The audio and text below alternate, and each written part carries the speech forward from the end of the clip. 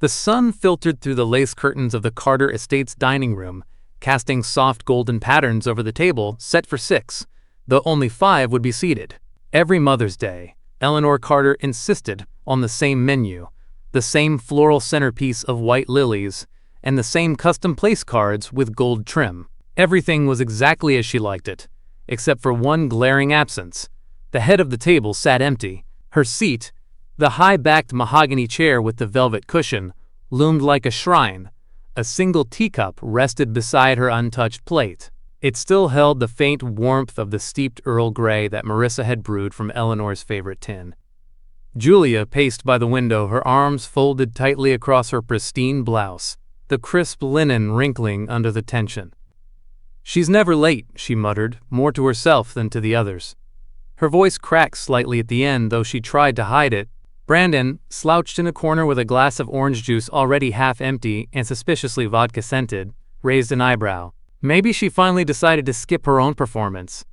Marissa, standing awkwardly near the staircase, glanced between them. She hadn't been part of the family's Mother's Day brunch in 5 years, not since the fight, and today wasn't supposed to be her return.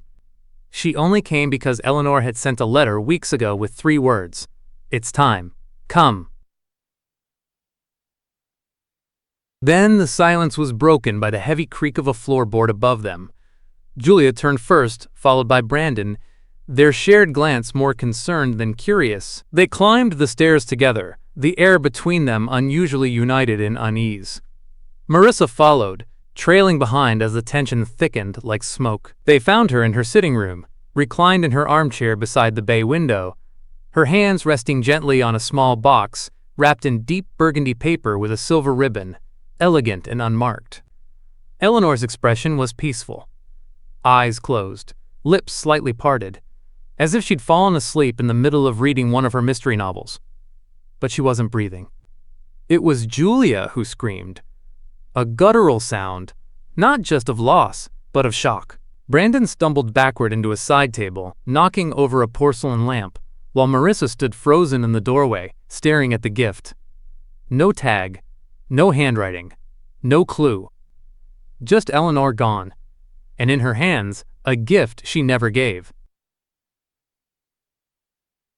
The house had gone eerily quiet, save for the rhythmic ticking of Eleanor's antique grandfather clock, a relic she claimed had never missed a second, not even during the blackout of '83. But now its steady chime felt accusatory, marking each moment the family sat in stunned silence. The burgundy-wrapped box rested untouched on the dining table, right in front of Eleanor's empty chair. Detective Lena Hart had come and gone, ruling the death as natural causes pending autopsy. No signs of struggle, no signs of trauma. Still, something didn't sit right. People don't just die holding presents, Brandon muttered to himself, nursing his second or maybe third drink of the morning. Julia stood near the fireplace, arms crossed, her eyes fixed on the gift like it might explode. "It's probably something she bought for herself," she said flatly, not quite believing her own words. "You know how Mother was. Always. Sentimental." Marissa stepped forward, her tone sharper than she intended. "Then why no tag?" She labeled everything. "You remember Christmas. Every gift had a wax seal and a ribbon color-coded by recipient." Julia didn't answer. Brandon leaned forward from his slouch on the couch, eyeing his sister. "You were the last one to see her alive, weren't you?" Julia's jaw tightened. "What are you insinuating?"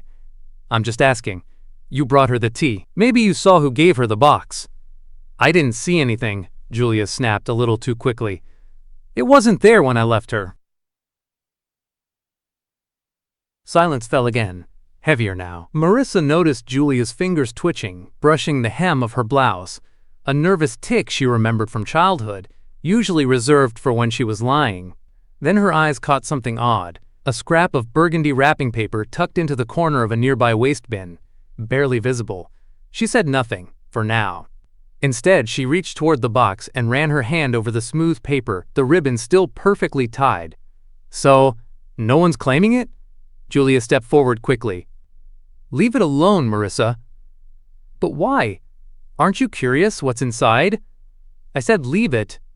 Marissa recoiled slightly, surprised by the venom in Julia's voice. Brandon raised an eyebrow but said nothing.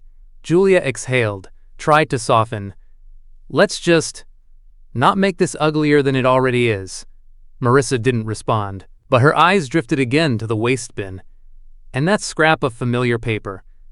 The first lie had already been told. The attic was a place no one visited unless they had to, the kind of room thick with dust and echoes. Eleanor had always kept it locked, insisting it was too unstable or bad for allergies. But after her passing, the locks were gone. Someone somewhere had turned a key. Brandon volunteered to go up, half out of curiosity and half out of an unspoken desire to be alone. He needed space to breathe, to escape the suffocating perfection of the main house, the passive-aggressive glances between Julia and Marissa, the way the gift sat like a curse on the table below. He pulled the attic ladder down with a grunt, and a cloud of dust rained over him. The air smelled like cedar and mothballs, and something older. The attic was surprisingly organized, labeled boxes, old trunks, wrapped paintings. A cradle that hadn't seen a baby in 50 years. Eleanor had kept everything. Everything except answers. Then, in the far corner, he saw a small cedar chest with a tarnished brass clasp. It didn't look like the others. It wasn't labeled, wasn't stacked, just left there as if Eleanor had hidden it in a hurry. He knelt down and lifted the lid. Inside, lace gloves, a dried corsage, and beneath them, a cloth-bound book wrapped in a silk scarf, deep green, with a delicate floral pattern. Eleanor's initials were etched faintly into the corner of the cover in gold. EMC Brandon sat back on his heels, heart suddenly pounding. He opened it. The entries were handwritten in Eleanor's graceful, meticulous script, looping letters, clean margins. The first few pages were ordinary, mentions of garden parties, charity events, complaints about the weather. But as he flipped further, the tone shifted. March 9th, I heard his voice again. After all this time. The child, I made my choice, but some choices grow teeth. May 14th, Brandon was born today. He cried the moment I held him. But it's her I see in my dreams. Her face. Her name I can't say out loud. August 2nd, the attic is safe. The truth lives here. Better a secret than a scar. Brandon stared at the words, unsure whether to keep reading or close the book and pretend he hadn't. He'd always believed Eleanor was guarded, maybe even cold. But this was something else. He flipped to the very back. There were pages torn out, violently. The spine frayed where someone had ripped them clean. He shoved the diary into his jacket and closed the chest. Something in him said not to tell Julia or Marissa. Not yet. On his way down the ladder, he paused to glance at a faded family portrait hanging just above the stairwell. Eleanor stood proudly in the center, Julia to her left, Brandon to her right, and a young girl, maybe 5 or 6, just behind them, blurred, almost like she hadn't meant to be in the photo at all. He had never seen her before. Julia was polishing silver when she noticed it. A glint, not from the cutlery, but from something catching the light in the hallway mirror. She turned, expecting to see the usual, the gallery of Carter family portraits, meticulously arranged by Eleanor herself, in gilded frames that screamed both wealth and control. But one frame was new. It was larger than the others. A painting, not a photograph, and it hung precisely where the faded portrait of their grandfather used to be. Julia's heart gave a curious jolt. She would have sworn it wasn't there yesterday. The painting showed a woman standing in a field of lavender. Not Eleanor, not anyone Julia recognized. The brushwork was soft, dreamlike, almost blurred around the edges. The woman's back was turned, her dark hair braided down her spine. She held the hand of a small child, whose face had been left deliberately unfinished, a swirl of suggestion rather than a likeness. Julia's brow furrowed. She stepped closer.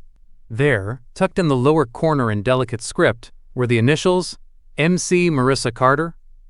She didn't remember Marissa ever sitting for a portrait, especially not one this haunting. Brandon? She called down the hall. No answer. She found him in the library, flipping through the diary he hadn't told anyone he'd found. He slammed it shut as she entered. "There's a painting in the hall," Julia said without preamble. Brandon raised a brow. "Eleanor had hundreds. You're gonna have to be more specific." "No, this one wasn't there yesterday." Brandon stood, wary now. "What's in it? A woman? A child? And it's signed MC." Brandon looked away for a moment, calculating. "You think it's Marissa?" "I don't know," Julia admitted, "but Eleanor never let anything happen in this house without her say-so. That portrait? It's a message. Or a warning." Brandon almost told her about the diary right then, about the torn pages, the child Eleanor wrote about, the girl in the attic photo, but something stopped him. Julia already seemed on edge, and part of him didn't trust her not to bury the truth if it didn't fit her version of the family legacy. Instead, he asked, "Have you asked Marissa about it? She won't answer my texts. She's probably spooked too." Julia turned back toward the hallway, her voice lower now. "We're being played, Brandon. Mother's death, the gift, now this? And by who?" Julia didn't respond. She just stared down the hall at the lavender field frozen in oil and canvas. From upstairs, a faint creaking sounded again, the same floorboard as before, as if someone else was still walking these halls, watching, waiting. It was nearly midnight when Marissa slipped back into the house. The Carter home, grand as it was, had always made her feel like an intruder. Even now, with Eleanor gone, that feeling hadn't faded. If anything, it had intensified. Every corner held judgment. Every polished surface seemed to reflect a version of her that didn't quite belong. She crept through the dim hallway, her eyes catching once again on the mysterious painting. The faceless child, the woman in the lavender field. Her initials on the canvas still made her stomach knot. Marissa turned away, heading for the study. It had always been Eleanor's sanctuary, a place forbidden to children, especially to her. But tonight, that room called to her, as if Eleanor had left something behind, waiting to be found. She turned the brass knob. It wasn't locked. The study was untouched, books still aligned by color and topic. Eleanor's writing desk sat beneath the window, bathed in moonlight. On top of it, beside a fountain pen and a bone-handled letter opener, sat a single envelope. Cream-colored. Thick. And unsealed.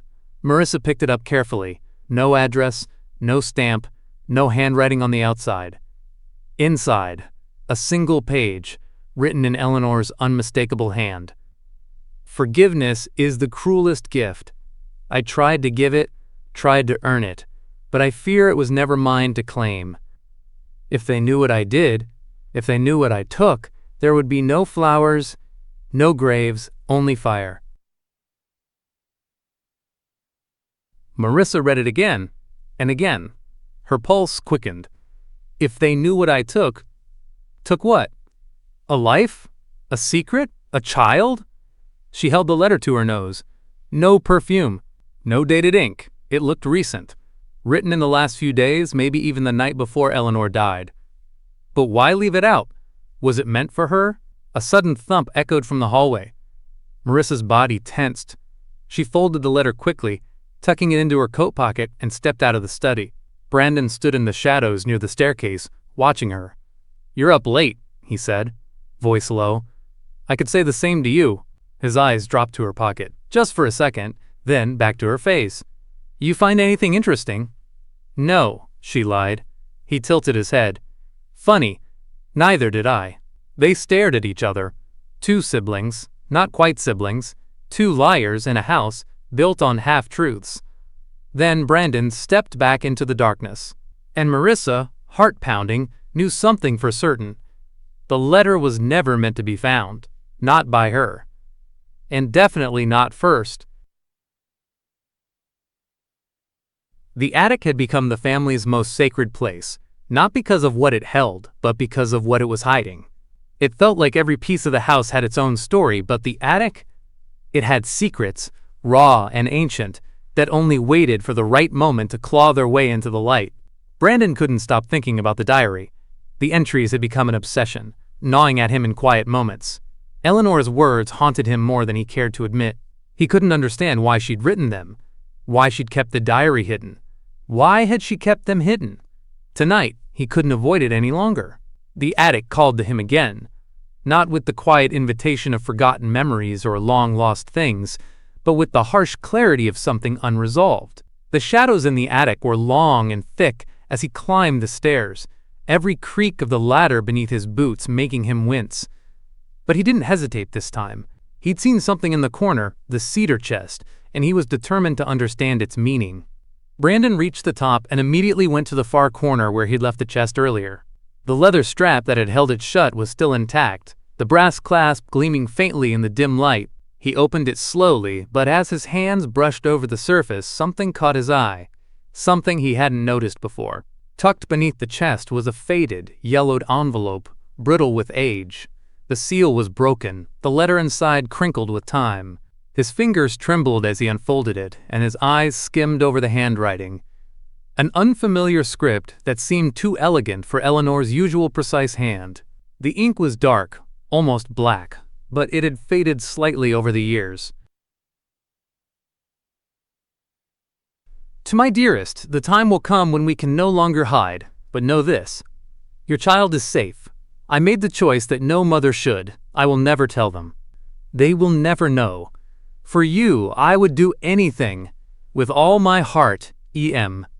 Brandon's breath caught in his throat. He read the letter over and over, trying to make sense of it. Your child is safe. Who had Eleanor been writing to?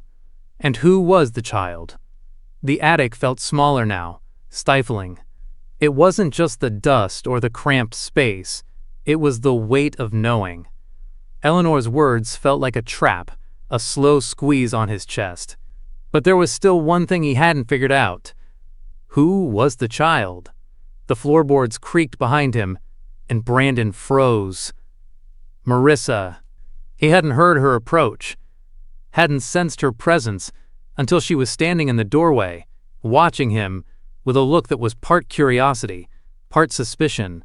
You found it, she said quietly, her voice distant. The letter. The secret. Brandon didn't respond immediately. His gaze flicked to her, then back to the crumpled paper in his hands. He had to make a decision, had to choose how much to reveal. Tell me who she was, Marissa said, stepping closer. Please, I need to know.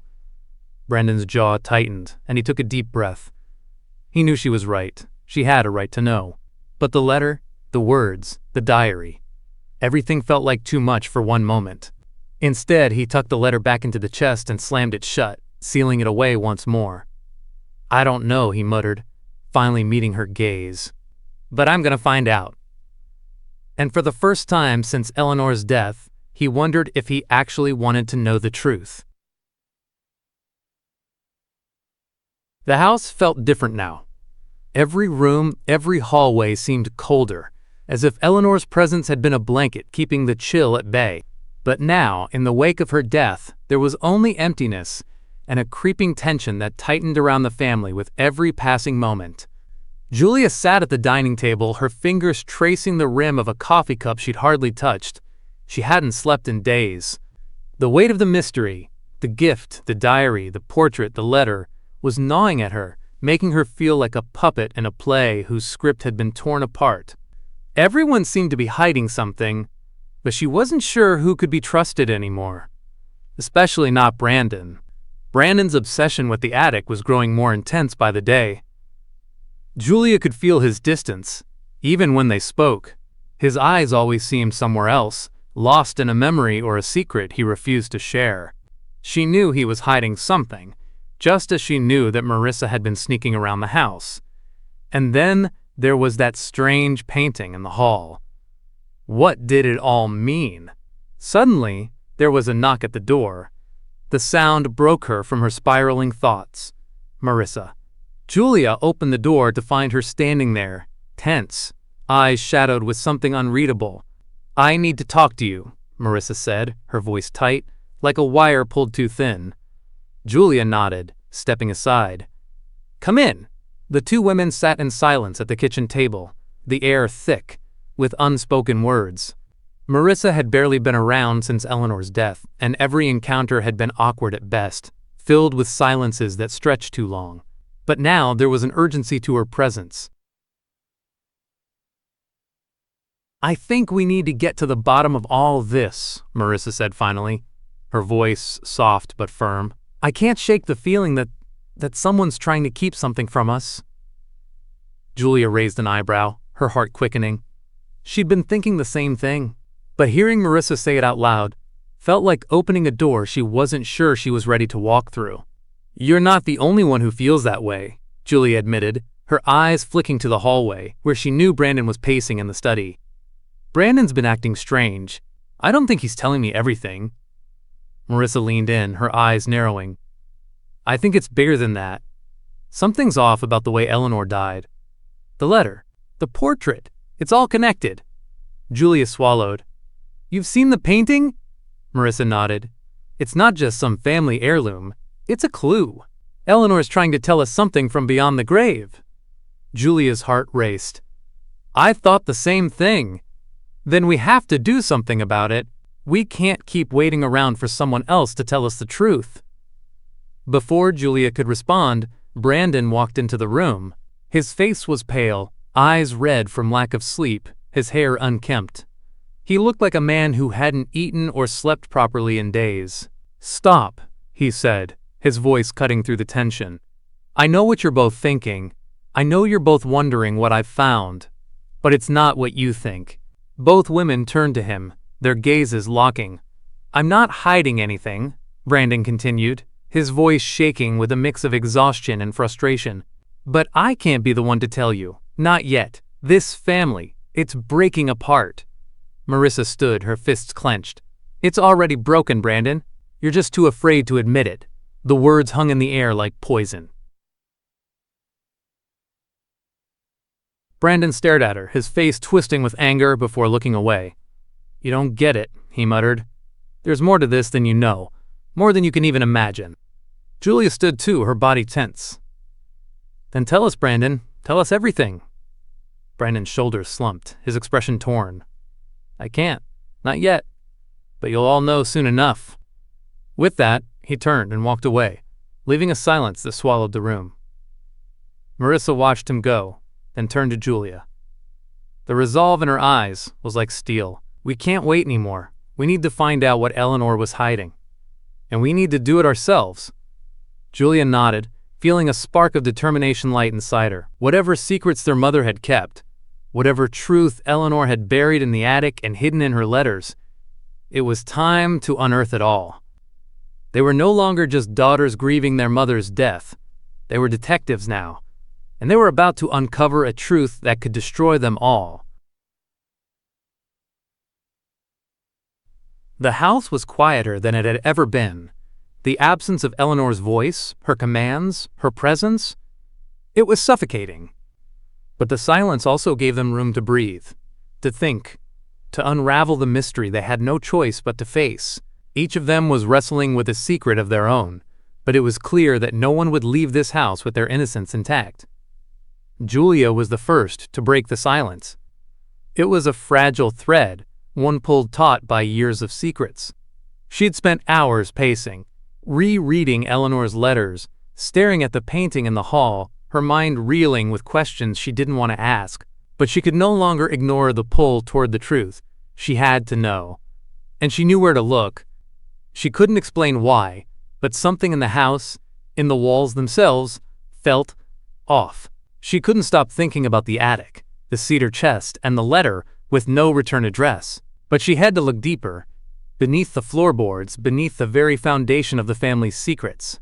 That was where the answers were. The floor of the living room creaked as she moved cautiously to the corner, her heart racing. She had noticed it before, but hadn't thought much of it. A single floorboard, slightly out of place. It was small, but the way it shifted slightly under her weight made her pause. She knelt down, running her fingers along the edges. It wasn't much, but it was a start.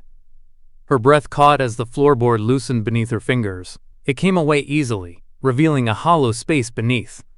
Julia hesitated. It could be nothing, but she felt a deep instinct telling her to continue. Her hands shook as she reached into the cavity, pulling out a small, dust-covered box. The box was old old enough to feel like it had been forgotten for decades. The wood was chipped and faded, the brass lock tarnished. She could feel her pulse pounding in her temples as she pried it open. Inside, there was a stack of yellowed papers, tied together with a thin piece of twine. Julia's fingers trembled as she untied the string and began to sift through the papers. The first sheet was a letter, written in Eleanor's handwriting, but it wasn't addressed to anyone she recognized. The words seemed cryptic, hurried. "If you ever find this, know that you've been lied to. The child was never meant to be yours. I was wrong to let them think that. I thought I could undo it, but there's no going back. No fixing the damage I've done. And now they're all tangled in a web of lies, just like me. They'll never forgive me when they learn the truth. But I hope you do." Julia's stomach twisted as she read the letter, her eyes scanning the cryptic words. A child. A lie. But who was the child? Who had Eleanor been writing to? The sound of footsteps behind her made Julia freeze. "Found something interesting?" Brandon's voice was low, a mixture of curiosity and something darker. Julia turned to face him, clutching the papers to her chest. "What's going on, Brandon?" she demanded. "What aren't you telling me?"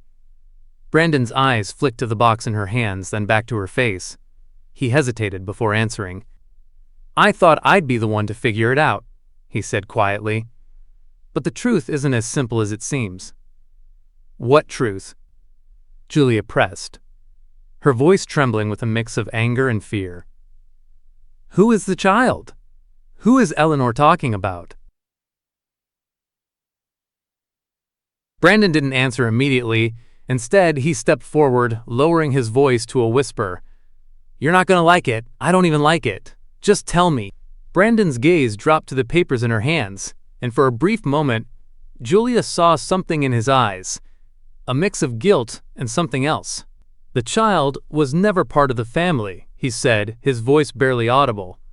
"Eleanor had a child, a daughter she gave away before we were born." Julia's mind raced, her thoughts colliding. "A sister? I have a sister?"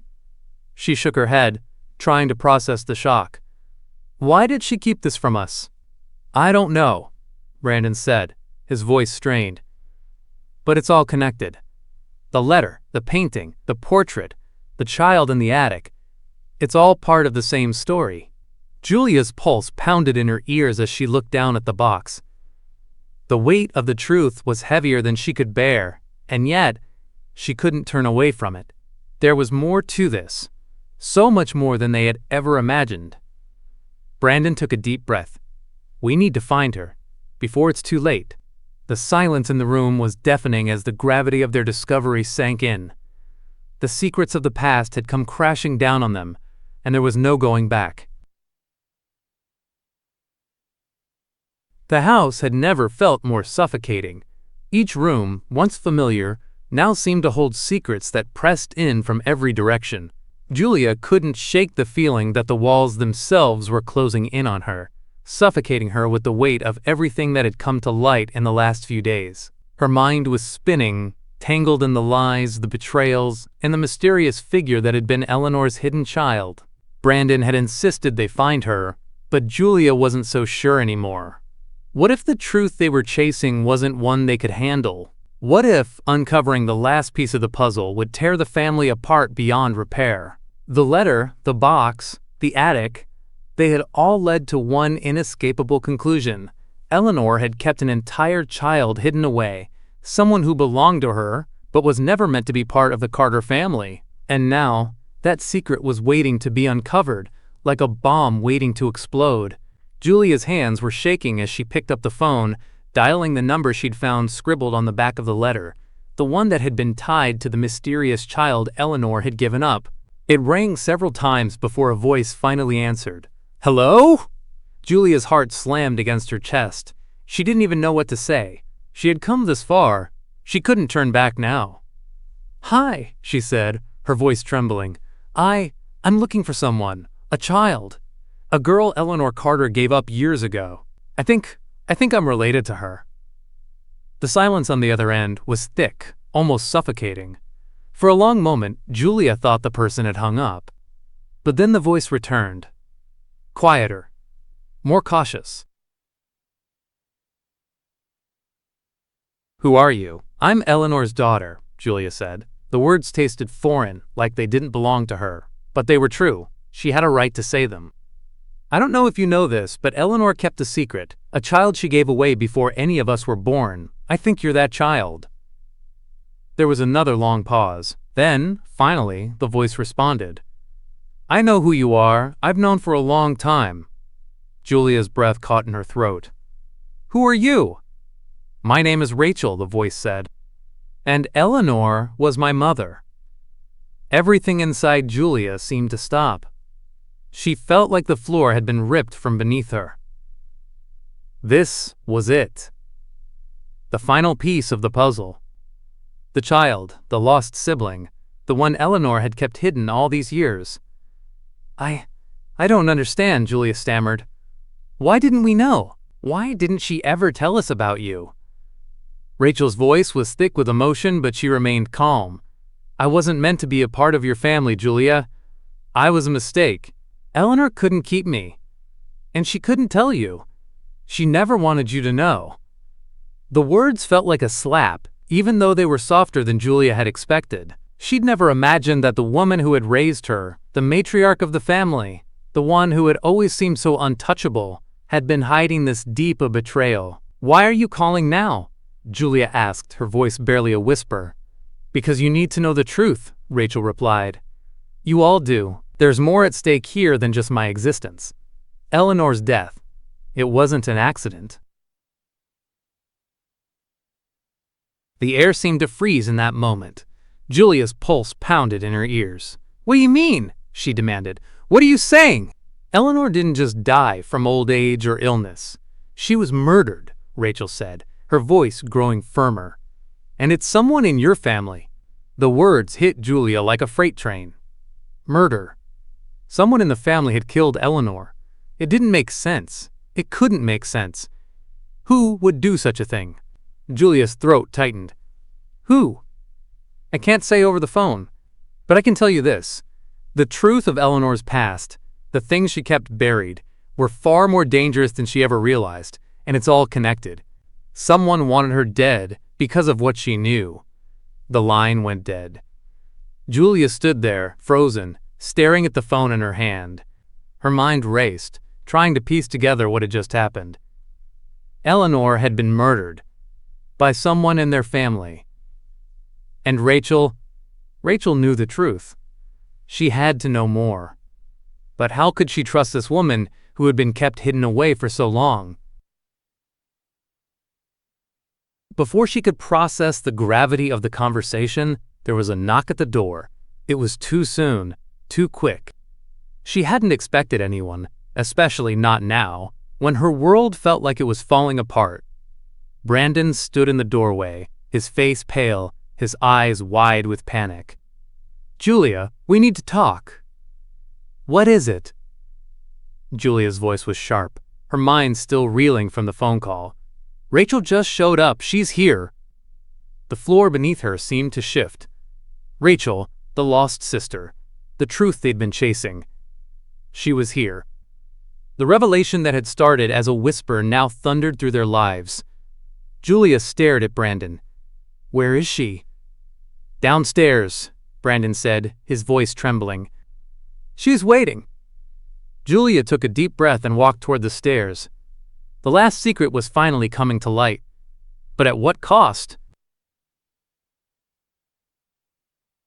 Rachel stood in the parlor like a ghost from another lifetime, one the Carter family had never known existed, yet one that had shaped everything in their lives. She was calm, almost eerily composed, as if she had rehearsed this moment 1,000 times in her head. The silence between the siblings crackled with tension. Julia stepped forward slowly, her eyes locked on the woman who shared her blood but not her memories. Rachel's resemblance to Eleanor was unmistakable, not just in the sharp cheekbones and almond-shaped eyes, but in the quiet command she carried in her posture. Brandon lingered in the doorway, arms crossed, jaw clenched. He didn't trust her. Maybe he never would. Marissa stood apart from them all, watching, unreadable. She had always been an outsider. And now, suddenly, she wasn't the only one. Rachel broke the silence first. She was going to tell you all this year. That was the plan. What stopped her? Julia asked, even though she already knew the answer. Rachel's eyes darkened. Someone in this house. Julia's breath caught. You said she was murdered. Rachel nodded. She confronted someone she was tired of carrying the secret. She told them the truth. About me. About the adoption. About the lies. And they panicked. She threatened to rewrite the will. Cut them out. They didn't take it well. Brandon shifted uneasily. That doesn't mean someone killed her. Rachel reached into her coat pocket and pulled out the small, unmarked gift that Eleanor had been clutching when she was found. She placed it gently on the table. She had planned to give this to me. It's the reason she called me, asked me to come. But she never got the chance. Julia stared at the box, her heartbeat thudding in her ears. No tag, no card, just a single ribbon tied in a trembling knot. With trembling hands, she lifted the lid. Inside was a photograph, faded, curled at the edges, of Eleanor holding a newborn baby in a hospital bed, tears in her eyes and a bittersweet smile on her lips. Beneath it, a sealed envelope. Rachel took a step back. She wanted you to read it together. Julia picked up the letter, her hands shaking, and read aloud. To all my children. Yes, all of you, I have lied. I have stolen years from each of you. The truth is simple and cruel. Rachel was born before Julia. I gave her up, convinced I was saving us both. But I was wrong. When Julia was born, I let her take Rachel's place in more ways than one. I gave her the life I denied Rachel. And I told myself it was mercy. Brandon, Marissa, I wronged you too. I made you compete for love I had already buried in guilt. I let resentment bloom where honesty could have healed us. I've spent my life tying bows on lies, hoping they would look like gifts, but I know now, no matter how tightly you wrap a secret, it will always find a way to open itself. If you're reading this, it means I didn't get to say these things in person. Maybe that's my punishment. But I hope it's also your freedom. The room was silent when Julia finished reading. The letter trembled in her hands. Brandon stepped forward, his voice hoarse. So what now? Do we pretend this didn't happen? That Rachel isn't part of this family? No, Julia said softly. We stopped pretending anything. Rachel met Julia's gaze. Two women who had lived opposite lives shaped by the same absent mother. I don't want anything from you, she said. Not the house, not the name, not the inheritance, just the truth. That's all I've ever wanted. Marissa, who had been silent until now, finally spoke. Then let's give it to each other. For once. As the sun rose on what had started as a day of celebration and mourning, the Carter siblings stood in a circle around the final gift Eleanor had never given, truth. It wasn't wrapped in ribbon or hidden under floorboards. It was raw, painful, and liberating. They were no longer bound by Eleanor's lies.